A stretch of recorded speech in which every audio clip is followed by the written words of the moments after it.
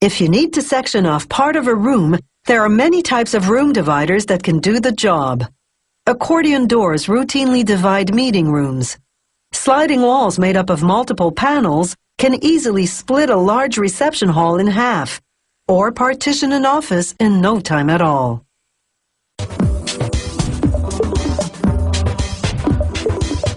This particular company makes two types of room dividers: sliding panels called operable walls and accordion doors.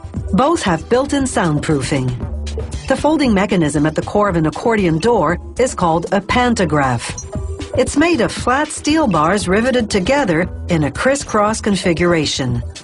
A worker tightens the rivets just enough to hold the bars in position without impeding their movement. Then he inserts pins along the top and bottom, securing them with steel retaining rings. The pantograph is custom built to expand to the precise width of the door they're making. The pins attach to the covers that will later sandwich the pantograph, forming the accordion door's surface. To make those covers, they first make slats. This automated machine hot glues a band of cardboard onto a band of steel. Then a series of rollers progressively folds the sides upward, forming a steel edge around the cardboard. Finally, the machine cuts the continuous band into slats, whose length is the height of the accordion door they're making. Now workers pair up the slats, connecting them with cardboard strips.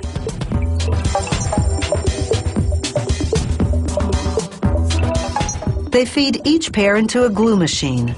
The slats come out adhered to a soft and flexible type of paper that's tear-proof.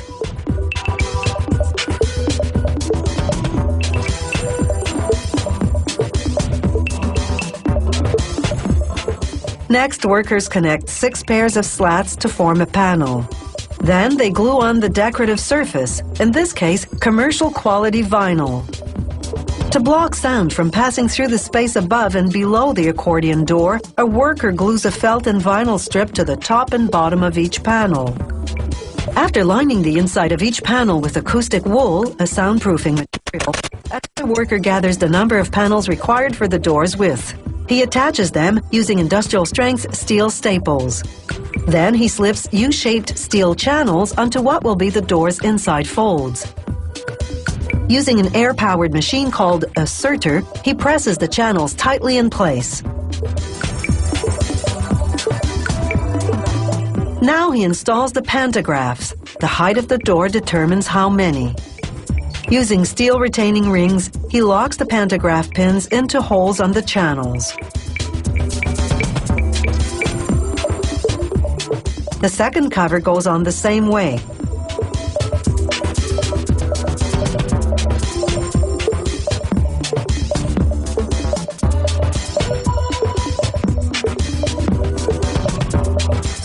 After this, workers apply a metal trim to finish off the front and back ends.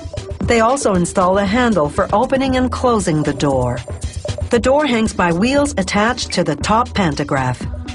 Operable walls are made up of several sliding panels. For each one, workers build an aluminum frame, then install a soundproofing mechanism, a crank-activated aluminum seal that juts out to fill the gap above and below the panel. To make the front and back faces of each panel, workers begin with a sheet of gypsum board. To one side of it, they glue a steel sheet that's at least 1 millimeter thick. This provides soundproofing. To the other side, they glue a decorative surface, in this case laminate, a thinner version of the material used for countertops. A machine called a pinch roll applies pressure to ensure the laminate adheres well. Workers slide the face into the frame, fill the middle with acoustical wool for soundproofing, then slide in a second facing.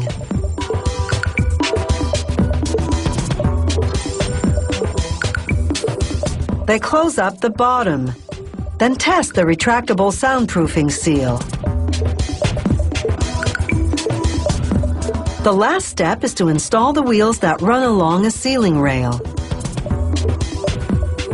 An operable wall can have one or many types of faces, from fabric, mirror, or galvanized steel to blackboard, marker board, or even cork bulletin board.